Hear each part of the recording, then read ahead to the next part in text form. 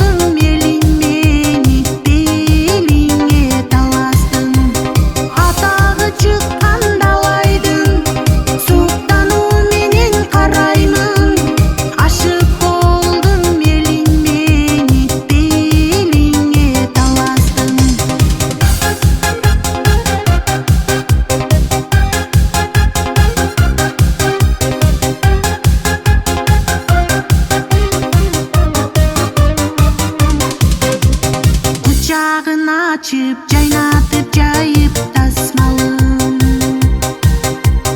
Talastın eli urpağı uludatkanım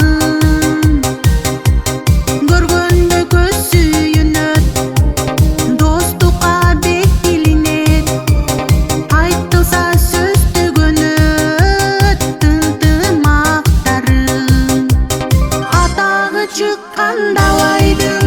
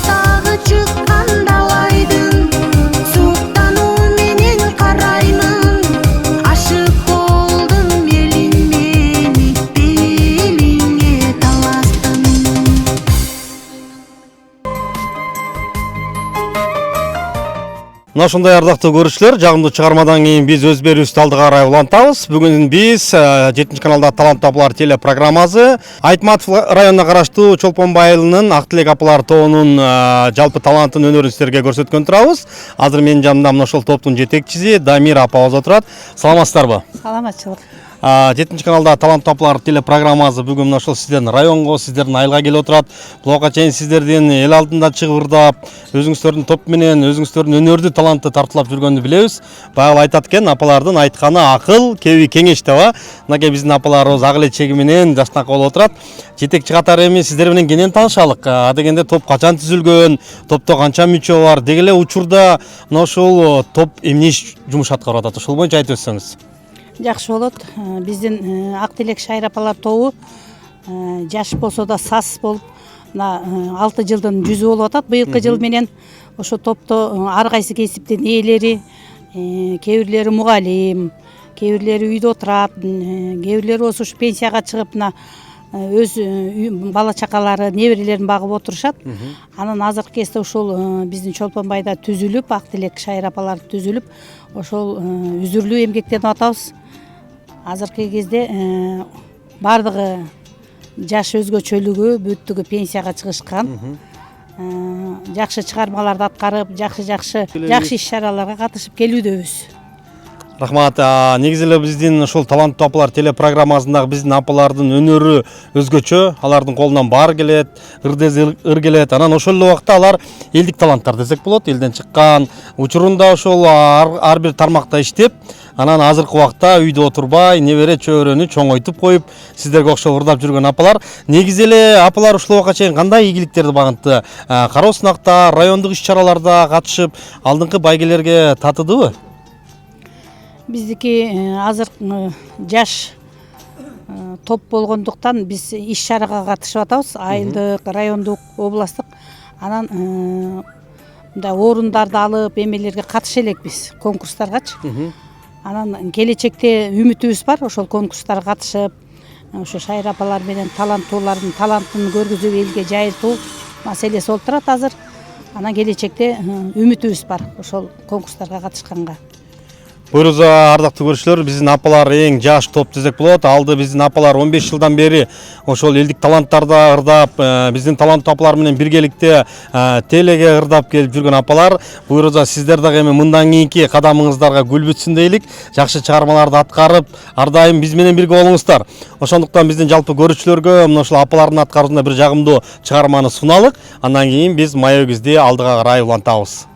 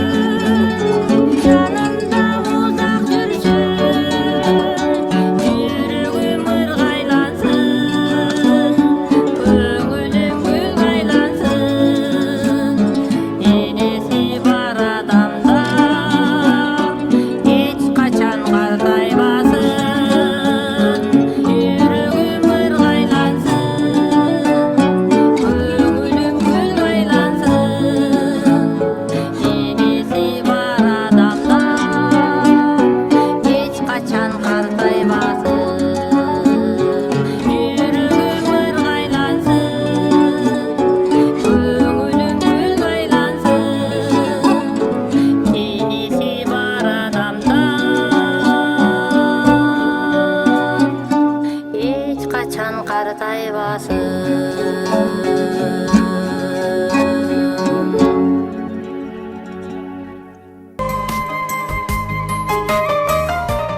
Кыздын тилеги кыдырдын тилеги дейт. Мына ошол Чолпон айылынан чыккан кыздар, апалар мына ушинтип топ түзүп учурда республика боюнча өздөрүнүн талантын, өнөрүн теле аркылуу тартуулап жаткан чагы. Кайрадан эле биз Мая Күздү алдыга карай улантабыз. Мына ушул апалар жаңы топ түзүлсө дагы мына мен байкашыма караганда бир өзгөчө бир улуттук кийимдерди кийип, улуттук баш кийимдерди кийип жүрөсүздөр. Негизи эле апалардын тобунда канча форма бар? Канча форма тиктиргенге жетиштиңиздер?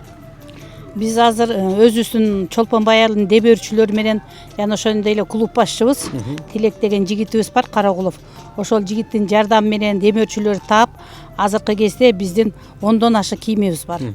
Ошону тиктирип, баш кийимдер, элечектер, чачпактар, кыргыздын улуттук нарк насилин, каада салтын билгискен жакшы биздин улуттук кийимдерибиз бар. Ошону эл алдына алып чыгып, элге таанытуу, азыр улуттук кийимдерди кийүү биздин биринчи орундагы маселебиз болуп эсептелинет. Ошол жигитке чоң рахмат, анан музыкантыбызга да рахмат, Ырысбек агайыбызга. Ушулар бизде Ахмат агайыбыз бар, комузчу. Анан өзүбүздөн дагы азыр үйрөнүп атабыз, ооз комуз, шалдырак, аса таяк, така туяк дегендерди ошолорду колдонуп өзүбүздүн чыккан өнөрпоздорчу аткарууга аракет кылып жатабыз. Апалар арасында эми агартуу тармагында, ошол медицина тармагында иштеп, айыл чарба тармагында иштегени бар, жайлоого чыгып баягы саанчы болгону бар. Анан билими барлар барбы? Ушул маданият тармагында билим алгандар же бардык эле карапайым элден чыккан элдик таланттарбы? Биздики көбүнчө агартуу, эл агартуунун отличниктери иштейт. Ошол убагында мугалим болуп, тарбиячы болуп, экономистибиз да бар. Ар тараптуу, чар тараптуу таланттуу эжекелерибиз бар. Ар кесиптин ээлери азыркы кезде бардыгы пенсияга чыгып, мына ушул талантыбызды таштабай, элдин арасынан чыккан таланттуулар болуп, элдин алдында чыгып жүрөбүз иш-чараларга катышып. Азаматстар, мына ушундай биздин апаларды ар тараптан мактасак болот. Буларда өнөр, талант, өзгөчө бир кайталангыс, мукамдуу үндөр. Чындыгында булар эч кандай билими жок, маданий билими жок эле. Ошол айылдан чыккан эле биздин апаларыбыз республика боюнча бир өздөрүнүн теле аркылуу өздөрүнүн бир жагымдуу чыгармаларын арнап келгендери бар. Анан апалар сиздерге ыраазычылык билдирели, ошондо үйдө отуруп калбай, балдарды, кыздарды чоңойтуп, анан кийин бүгүн мына ушинтип кайрадан жаркырап, жайнап, өзүңүздөргө көңүлдү өзүңүздөр көтөрүп, жалпы элге жакшы маанай тартылып атасыздар. Анан Дамир эжеке, дагы бир чыгарма угалы, кайсыл чыгарманы угалы? Хор кылып ырдап бериңиздер эми. Анда жакшы болот. Биздин Чолпонбай деген Намат Накешевка таандык, ошол жигиттин Чолпонбай деген ырын аткарып берүүгө уруксат этиңиздер. Апалардын ар бир өздөрүнүн гимини бар, хору бар. Анан бүгүн мынакей биз Айтматов районундагы Чолпонбай айылында тургандан кийин өзүңүздөрдүн гиминди укпасак болбойт. Ошондуктан сиздер үчүн Гүлдесте катары жаңырсын, кабыл алыңыздар.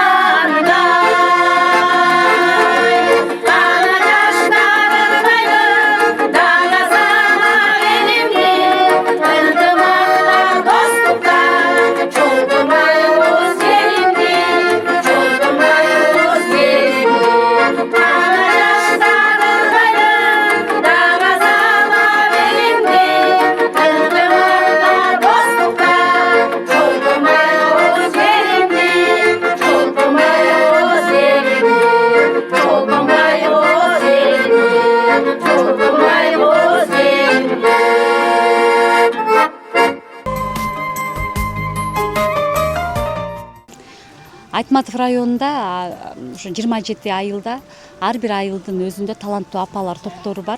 Бул апалар баягы элибиздин нукура бир тарыхый көрөнгөсүн, элибиздин маданиятын алып жүрүүчүлөр деп айтсак болот. Себеби бул апалардын арасында темир комуз каккандар, комуз ойногондор, ошондой эле жана бекбекей айтып, байыркы элгерки унутулуп бараткан улуттук кырларды ырдаган апалардын саны арбын. Эң жакшы жери апалар өздөрүнүн катарына жаңы муунду тартып толуктап жатышат. Алардын арасында жаш кыз келиндер дагы бар. Бул айылдыктардын арасында, айыл элдин арасында ушул таланттуу апалардын топторунун жаралышы жана алардын уланып жалганышы элдик таланттардын өсүп өнүгүшүнө өбөлгө түзүүдө. Дагы бир өзгөчөлүгү үй бүлөлүк ансамбльдер бар. Үй бүлөсү менен ушул өнөр дүйнөсүнө өздөрүнө арнаган чакан топтор дагы биздин райондо басымдуу көпчүлүк деп айтсак болот.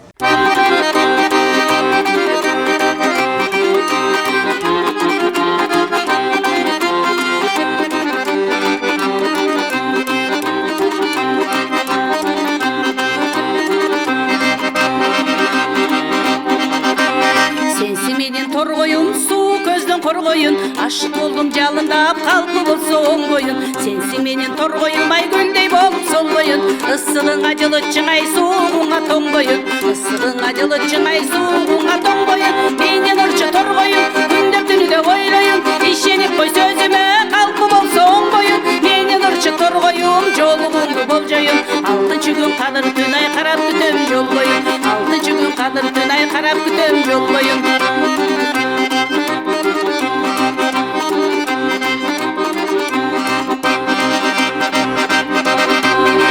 Торгоюм сүйгөнүм, арынайм өмүр гүлдөрүн, бир басалы бир бакта тыңшап торгой үндөрүн. Рахат ко жаш кезде күлүп ойноп жүргөнүм, саймалайлы жылдыздай жашообуздун түндөрүн, саймалайлы жылдыздай жашообуздун түндөрүн.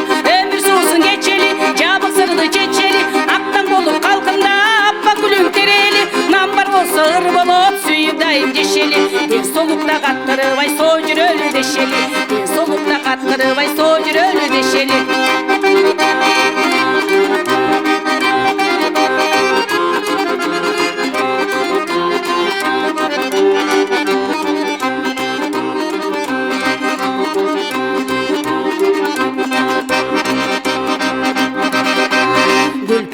Gül çalıp, gülüp bile ün salıp, beni süygün torgoyum, emge jolun beri basıp, ayıl için güldötüp, omon solu ırdaşıp, jarkıldagan jaşlı kezay ketelikte kırdaşıp, jarkıldagan jaşlı kezay ketelikte kırdaşıp, jalım olup jalkılda, çağılganda jarkılda, göl üstünde kalkılan, akku olup kalkında, kanat baylap gül çalıp, soo жүрөлү kalkında, kadırlaşı ötönü de köngülgöge kalkırbay, kadırlaşı ötönü de köngülgöge kalkırbay. Ömür suusun geçeli, jabık sırlı çeçeli, aktan bolup kalkında, appa gülün tereli, nam bar bolso ır bolup sүйүп дайым жешели, ден солукта каттырбай соо жүрөлү дешели, ден солукта каттырбай соо жүрөлү дешели, ден солукта каттырбай соо жүрөлү дешели.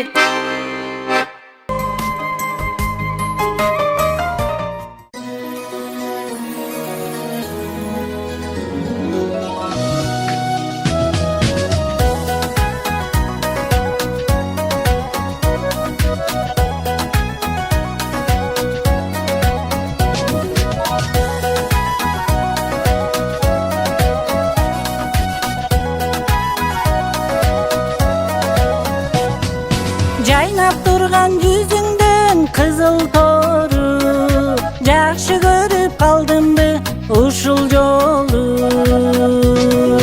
Сен тарапка созулуп бараткансың, чубалжыган үмүттүн узун жолу, чубалжыган үмүттүн узун жолу.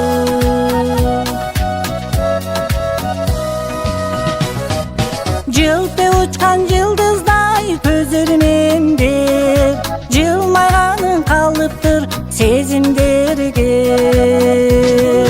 Жоболондо көңүлүм сендик болуп, жок дегенде уnuттум өзүм неге, жок дегенде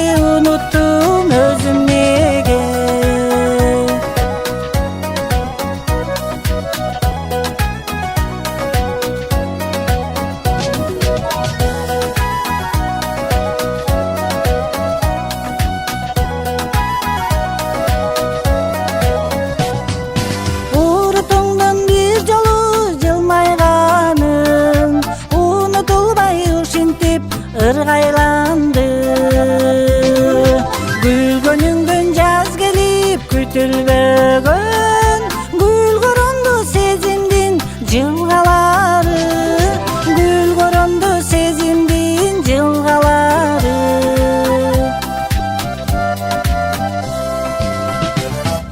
Арбап турса жарым кызыл тору, ашыгымды таптымбы ушул жолу. Ал учуп сен жака бараткансың, түгөнбөгөн үмүттүн узун жолу, үзүлбөгөн үмүттүн узун жолу, чубалжыган үмүттүн узун жолу.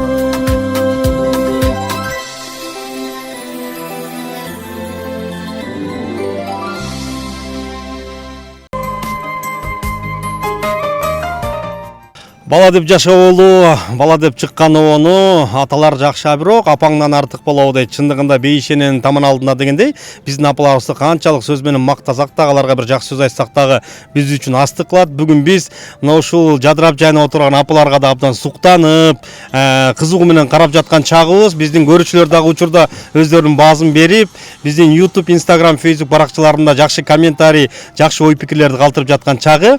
Анан азыр мен апам жанына келдим. Апабыз дагы ошол жаш кезинде ырчылыкты самап жүрүп, жетпей жүрүп, кийин бир ушундай топ түзүлгөнүнө сүйүнүп, азыр топко кошулуп жаткан убак экен. Өзүңүз жөнүндө айтсаңыз, эмне жумуш кылдыңыз? Негизи эле жаш кезде ушул ырчылыкка аттанган жоксузбу? Ырдап көргөн жоксузбу? Рас эле жаш кезинен эле ырдаганды аябай жакшы көрчүмүн. Ошо ырчы болом деп, артист болом депчи. Ага эн атам уруксат берген жок да. Анан эмне кылыш керек анан. Өзүм бир жеңем айтып калды эми. Магазинчи болчу депчи. А мейли деп магазиндин окуусун окуп, ошо мен магазинчи болуп жүрдүм. Ошентип убакыттар өттү. Анан монтип кыз бырак деп атап. Ак Тилек шайрапасына кошулуп ырдап жүргөнүм аябай сыймыктанам. Ушундай. Жаш кезимде ырдабай ошо жетпей калган ой тилектерим азыр ишке ашып, мынакей азыр Кудайга шүгүр дейм. Чокунбай эле ушундай шайрапалар уюшулуп, анан Дамира деген кызыбыз башчы болуп бизге, мынакей 10 кызыбызды жетектеп бизди тарбиялап десем да болот, келатабыз. Жакшы аябай деп. Негизинде апа сөзүңүздү бурайын. Негизинде эле жалпы апалар билет болуш керек. Эми ырдап телеге чыкканда оңой. Бирок мунун артында канчалаган түйшүк бар, кийим кечени көтөрүп алып, форманы көтөрүп алып жүрүш керек. Анан кес-кесте бир өкүнүп кетпейсизби? Аттең ошо кошулбай эле үйдө эле отурсам болмок экен деп. Жок, андай эмес. Жумушка да барам, жумушта иштеп, кайра мага ушундай жакшы нерсе алам да ушул меден. Анткени жумушта иштеп, балдар менен, бала чака менен бакчада иштейм да.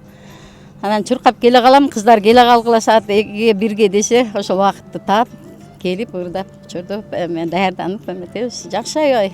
Жакшы десем болот. Апабызга мына ушул таланттуу апалар кошулганына абдан жагып, чындыгында биздин таланттуу апалар, шайыр апалар деп келебиз, республика боюнча ар кандай топтор бар. Анан алар жаңы түзүлүп атканда айтышкан экен да, ушуларга эмне кошулат, ушуларга эмне кызык депчи, кийимин көтөрүп алып деп. Азыр биздин байкашыбызга караганда мына ушул топторго кошула албай жүргөн апалар көп, Биз да ушуларды болуп сахнага чыксак, биз да ушуларды ырдасак, сиздердин формаларга кызыгып жүргөн жаштарыбыз көп. Мунун баары сиздердин бир жакшы үлгү көрсөткөнүңүздөр, сиздердин бир жаштарга болгон бир жакшы тарбияңыздар деп ойлойбуз. Ошондуктан сиздерге ийгилик каалайлык. Дагы бир чыгармага калгым сиздер менен, Дамира эже ким аткарып берсин азыркы чыгарманы? Анда эмес, азыр биздин апаларыбыздын атынан өмүр сапары Майрамбек Осмоновго таандык. Ошол чыгарманы аткарып берип коюшсун. Мына ушул чыгармаларды кимдер гана билбейт, кимдердин гана жүрөгүнөн түнөк тапканыр. Ошондуктан апалардын аткаруусунда өмүр сапары деген чыгарма Майрамбек Осмоновдун сөзү онуна таандык. Кабыл алыңыздар.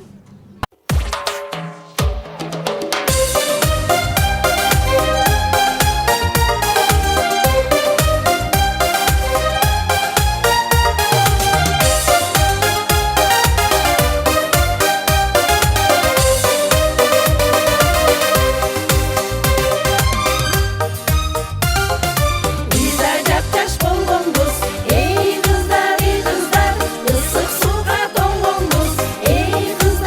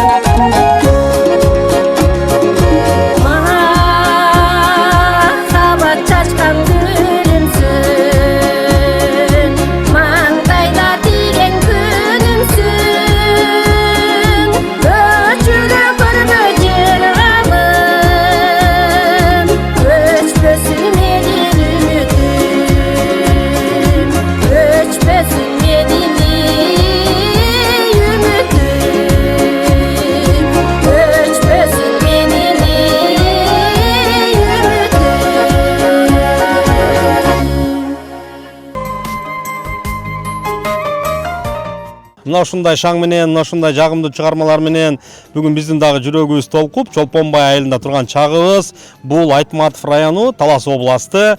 Бүгүн таланттуу апалар телепрограммасы мына ушул районго, ушул айылга келип жетти. Буйруза алдыда дагы мына ушул Таластан чыккан мыкты топтордун өнөрүн, таланттарын көрсөтөбүз. Азыр эми менин жанымда дагы бир мына ушул топтун эң улуусу, сулуусу апабыз отурат. Апа, саламатсызбы? Саламатчылык. Сиздердей улуу аксакалдарды көргөндө биз кадимгидей сүйүнөбүз, кубанабыз. Ошол эле таланттуу апалардын арасында 85 жашка чыккан, 87ге чыккан биздин апаларыбыз бар. Ушул убакка чейин ыр дүйнөгө жакындап, өздөрүнүн өнөрүн тартуулап келет да. Негизи эле сиз ушул топко качан кирдиңиз же башталгандан бери ушул топтосузбу? Башталгандан бери ушул топтомун. Ушундай топ ачылып атыр дегенден кийин мен өзүм медик болуп иштечимин. Анан ар бир немеден чогулуп атат дегенден келип, анан жаңы башталганда эле ушинтип кошулгам. Ошондон бери эле кошулуп келатам. Топко кошулган эмнеси менен жакты? Негизи бул убакка чейин ырдабасаңыз же баягы өзүңүз иштеген жумушта ар кандай конкурс кароосунда ырдап койчуңуз беле? Ошондо кескесинде неме болгондо ырдап койчу, канча-канча конкурс болгондо. Анан кийин неме ачылды дегеннен кызыгып мен өзүм жаш кезимде эле ырдап жүрчүм. Окуучулук күндөрүбүздө. Ошого кошулуп калдым келип. Ошодон бери эле кошулуп жүрөм. Биздин апалардын ушундай ичинде арманы көп да. Жаш кезде биз деле ырчы болгубуз келген, ошол убакта ырдай албай калганбыз деп. Эми азыр Кудай буйруп, мына ушинтип сахнага чыгып атабыз деген дамиреже ушундай апаларыбыз көп да негизичи. Сиз дагы мына ошол топту уюштургандан кийин ушундай апаларды алып чыккан сизге да ыраазычылык билдирели жетекчи катары. Мына ушундай көрүүчүлөр, Улкан апабыз дагы саламаттык сактоо тармагында эмгектенип канчалаган адамдын өмүрүн сактап, ошол жакта бир кызматыңызды кылып, анан азыркы убакта мына ушундай биздин апалар менен ырдап жүргөн сиздерге ыраазычылык билдирели. Биздин апаларыбыздын ыры көп. Ошондуктан биз убакыттан пайдаланып ырларды бергенге аракет кылабыз. Сиздер бизден алыстабаңыздар.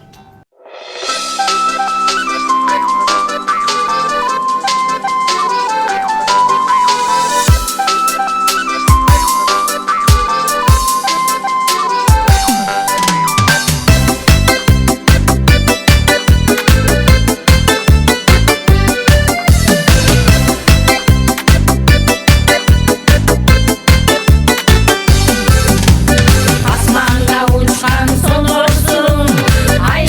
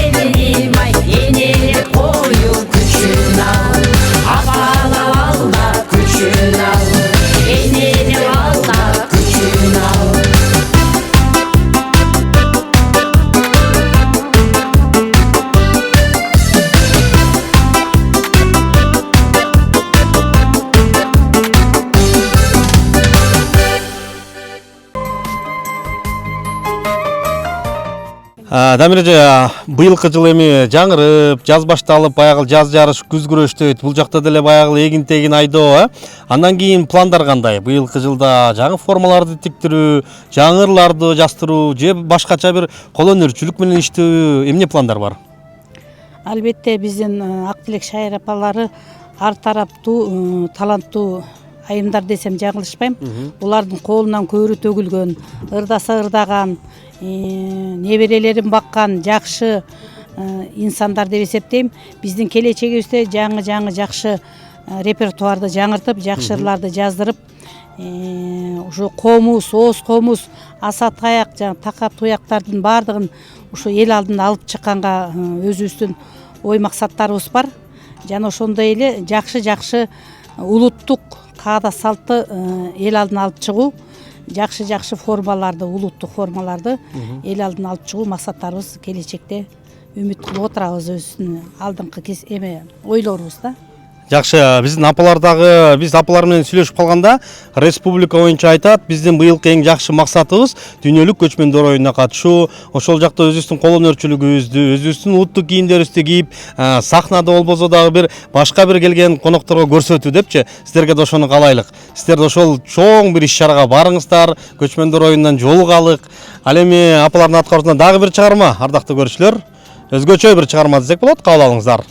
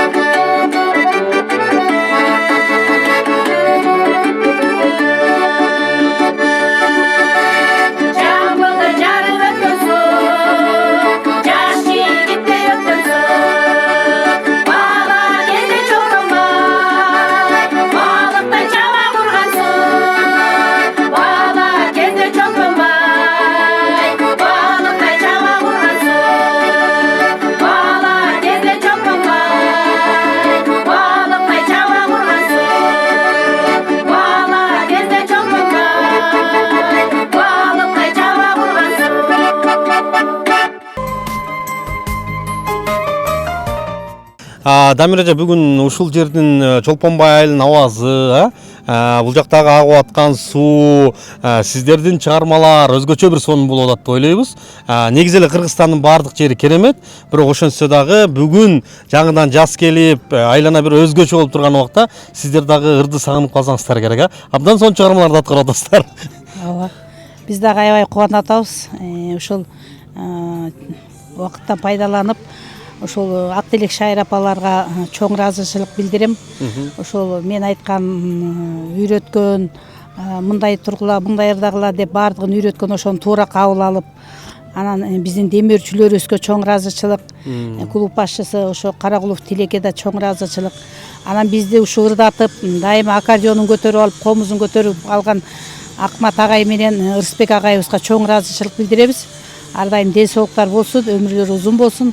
Жана ошондой эле биз сиздер менен чогуу иштеп, ушу апалардын, таланттуу апалардын талантын элге жайылтып келгениңиздерге чоң рахмат. Сиздерге ден соолук, ишиңиздерге ийгилик каалайбыз. Элибизде токчулук, молчулук болсун, тынччылык болсун. Дайыма жаркылдап жайнап, апалар үйдө жалаң эле бала неберелерди багып отура бербестен, ушу эл алдына унутулуп калган, убагында чыкпай калган таланттары менен элге тааныла берсин демекчимин. Сиздерге чоң ыраазычылык билдиребиз. Чоң рахмат. Рахмат, сіздерге да ыраазычылык билдирели. Борбордо биздин ар кандай иш-чаралар өткөндө барып туруңуздар. 7 каналдын эшиги сиздер үчүн ачык. Бул биздин алгачкы ушул чолпонбой болгон кадамыбыз. Буюрса сиздердин ар кандай жакшы бир иш-чараңыздарда келип, чагылдырып, жалпы биздин Жумурай журтка көрсөтүп турганга биз да даярбыз. Ардактуу көрүүчүлөр, сиздер Таланттуу апалар теле программасын көрүп жатасыздар. Биздин апалардын программадагы эфирин көрбөй калсаңыздар, биздин YouTube, Instagram, Facebook баракчаларыбыздан карап, ошол жактан да апаларга бир жакшы ой пикир калтырасыздар деген ойдобуз. Ал эми сиздер үчүн биздин жайкы сезонубуз, жазгы сезонубуз ачылды. Алдыдагы номерлерге байланышып турсаңыздар, биз сиздердин кайсыл областта, кайсыл өрөөндө болбосо кайсыл район айылда болбоңуздар, сиздерге барып өнөрүңүздөрдү, талантыңыздарды көрсөтүүгө ар дайым даярбыз. Сиздер менен коштошобуз. Чолпонбайдан барыңыздарга ысык салам. Кийинки жумада кайсыл Талас областынын таланттуу апалары чыгарын алдыда көрөсүздөр. Андыктан ар бир чыгарылышыбызды калтырбай көрүңүздөр.